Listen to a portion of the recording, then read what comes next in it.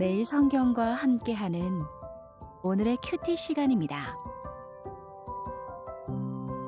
6월 7일 오늘의 말씀은 로마서 6장 15절에서 23절입니다.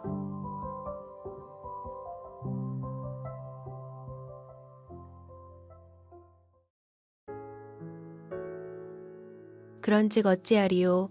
우리가 법 아래에 있지 아니하고 은혜 아래에 있으니 죄를 지으리요? 그럴 수 없느니라.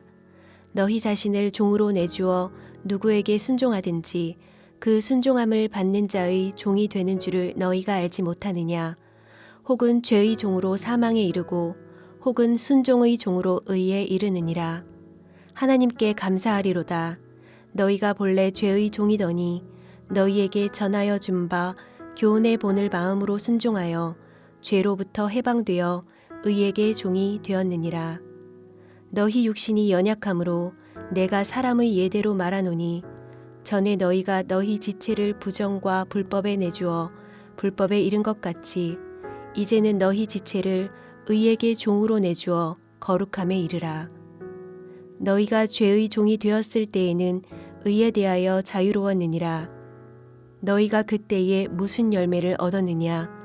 이제는 너희가 그 일을 부끄러워 하나니 이는 그 마지막이 사망임이라.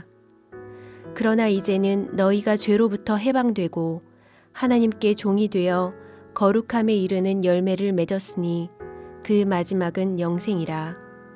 죄의 삭은 사망이요 하나님의 은사는 그리스도 예수 우리 주 안에 있는 영생이니라. 안녕하세요. 6월 7일 수요일입니다. 은혜 아래에서 하나님이 기뻐하시는 삶을 살아내는 오늘 하루가 되시길 바랍니다. 바울은 6장 상반부에서 선행이 우리 구원에 아무것도 기여하지 못하는데 왜 우리가 굳이 선을 행해야 하냐라는 질문에 답을 했습니다. 이어서 15절부터는 율법이 우리 구원에 아무것도 기여하지 못하는데 왜 굳이 율법의 요구인 거룩한 삶을 살아야 하느냐라는 질문에 답을 합니다. 그런즉 어찌하리요? 우리가 법 아래 있지 아니하고 은혜 아래 있으니 죄를 지으리요? 그럴 수 없느니라. 바울의 답은 처음 질문에 답할 때와 마찬가지로 단호합니다. 왜냐하면 우리가 구원받았다고 해서 주인을 섬기는 일에서 자유로워진 것이 아니기 때문입니다. 우리는 구원받기 전에는 죄의 종이었지만 하나님의 은혜로 구원받은 후에는 하나님의 종이 되었습니다. 하나님의 종은 16절과 18절 말씀처럼 순종으로 의에 이른 의의 종입니다. 죄가 아닌 하나님께 순종함으로써 하나님의 의, 곧 거룩함에 이르는 존재입니다. 그러나 우리가 처음부터 의의 종이었던 것은 아닙니다. 원래 우리는 죄의 종이었습니다. 그런데 17절에서 너희에게 전하여 준 바라고 한 것처럼 바울을 포함한 사도들이 전해준 교훈, 곧 예수 그리스도를 믿음으로 의롭다함을 얻는다는 복음을 듣고 마음으로 순종했습니다. 그 결과 죄로부터 해방되어 의의 종, 곧 하나님의 종이 되었습니다. 바울은 이 놀라운 사실을 언급하며 감사하리로다 라며 감격했습니다. 우리 또한 처음 믿을 때 같은 감격을 했습니다. 그러나 감격은 잠깐이고 우리 현실을 보면 우리는 여전히 죄의 종처럼 살 때가 많습니다. 바울은 우리가 아직 연약한 육체를 가졌기 때문이라고 그 이유를 설명합니다. 그러나 핑계만 댈 수는 없습니다.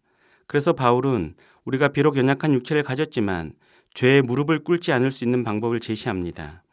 먼저 19절에서 너희 지체를 부정과 불법에 내주어 불법에 이른 것 같이 이제는 너희 지체를 의에게 종으로 내주라 라고 합니다. 지체는 우리의 팔다리를 포함한 모든 신체 기관을 의미합니다. 엄밀히 말하면 어떤 일을 할 때 동원하는 우리의 모든 요소들입니다. 과거에 우리는 부정하고 불법한 일을 하는데 우리 지체를 내주었습니다. 그러나 이제는 의로운 일을 하는데 우리의 모든 것을 내주어야 합니다. 다시 말해서 복음을 듣고 믿은 후에 알게 된 참된 것을 행동으로 옮겨야 합니다. 그러나 이 또한 쉽지는 않습니다. 그래서 바울은 20절과 21절에서 의에 대해서 자유로웠던 과거, 다시 말해서 의에 대해서 아무런 부담도 느끼지 않고 살았던 과거를 부끄러워하라고 말합니다.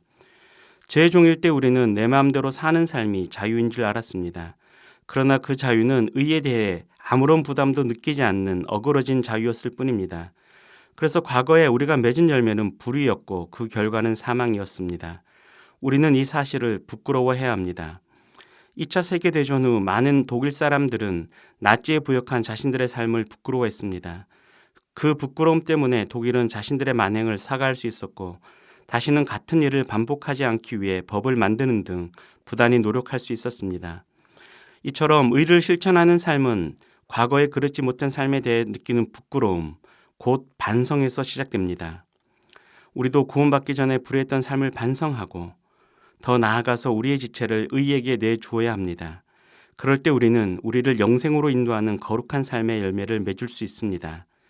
죄의 싹은 사망이지만 하나님의 은사는 그리스도 예수 안에 있는 영생입니다. 기도하겠습니다.